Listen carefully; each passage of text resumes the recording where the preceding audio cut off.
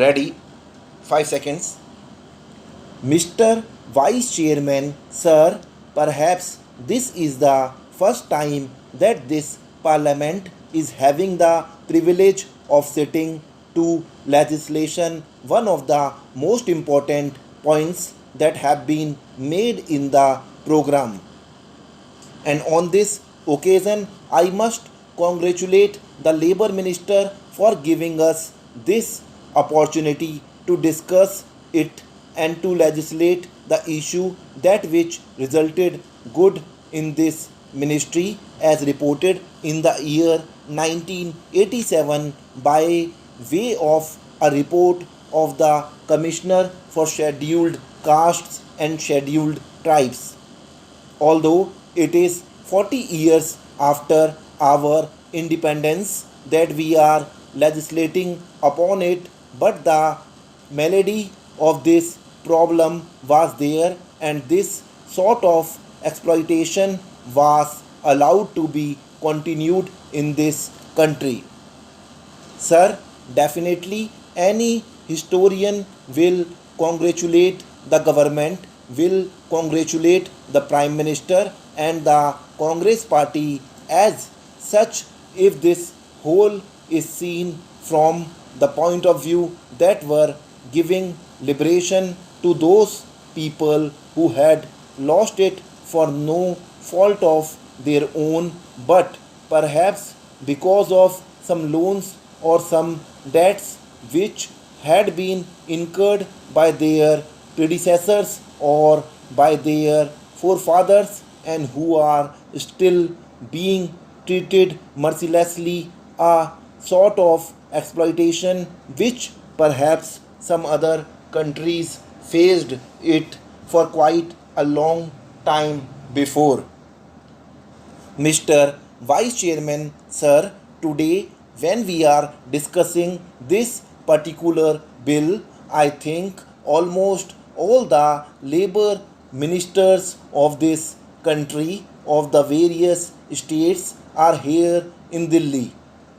And I had an opportunity to discuss this issue with at least three labor ministers of different states this morning. I asked them whether they had got any information on statistics at all in their departments as to what is the number of bonded laborers which they have in their respective states.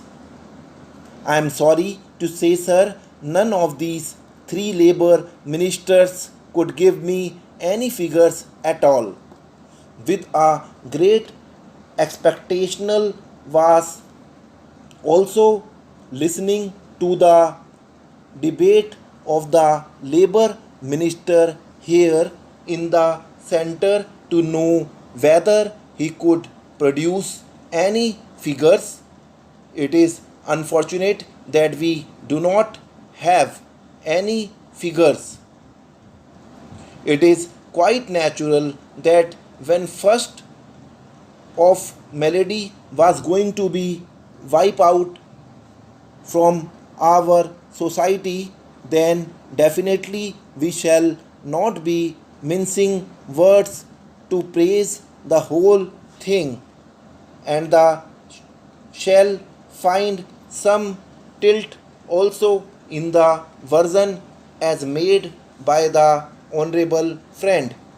I would like to know from the honorable minister, have you got any machinery at present? If you do not have, do you propose to have any machinery to make a scrutiny to find out in which pocket, in which state this sort of social and economic exploitation is still continuing, and what is the number? We have made various surveys from the Indian Statistical Organization and others, but if you could collect some figures at least with regard to certain zones, it will immediately give you an idea about those unhappy souls, unfortunate persons who are still within this bondage. This is my first submission. Secondly, sir, I had the opportunity to go through the bill, and some of my colleagues were also making these suggestions, and probably this point was also raised in the conference of the labor minister being held in Delhi for the last 2 days, that while abolition of malpractice, abolition of a system which is bad, which is objectionable, can be made, but what is the alternative? There are people, those who are still within this system, who do not have any other alternative way of livelihood. Mr. Vice Chairman, sir, in this bill, the only provision that has been made in the formation of vigilance commissions at the district and the subdivisional officer, all the head of it, and the alternative livelihood for these unhappy persons will have to be arranged by those vigilance committees. It is neither the state government nor the center that are trying to find alternative sources of their livelihood which will give them same human value. I do not think it will be sufficient to leave this whole issue of the alternative employment or alternative livelihood to these vigilance committees in the districts and the sub-divisional level. One mode has been suggested in this bill, sir, that it will by the duty of the vigilance committees to arrange relief from the rural banks. Mr. Vice Chairman, I am getting a doubt within me. How many rural banks you have formed, and now many units of these rural banks exist in those pockets where credit facilities to these unhappy souls could be given. Mr. Vice Chairman, time without number, I have brought it out here, and may able colleagues on the other side also have brought it out. Without the assistance of these financial institutions could proceed towards the betterment of establishment or entrepreneurship. Mr. Vice Chairman, sir, perhaps this is the first time that this Parliament is having the privilege of sitting to legislation, one of the most important poison that have been made in the program.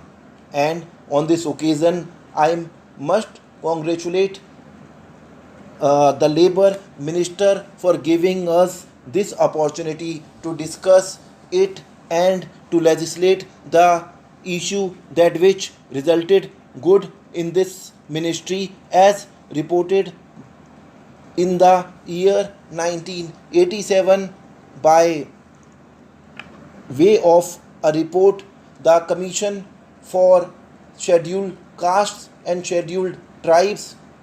Although it is 40 years after our independence that we are legislating upon it, but the malady of this problem was there, and this sort of exploitation was allowed to be conferred in this country. Sir, definitely any historian will congratulate the government, will congratulate the Prime Minister and the Congress party. As such, if this website is seen from the point of view that were giving liberation to those people who had lost their life, stop.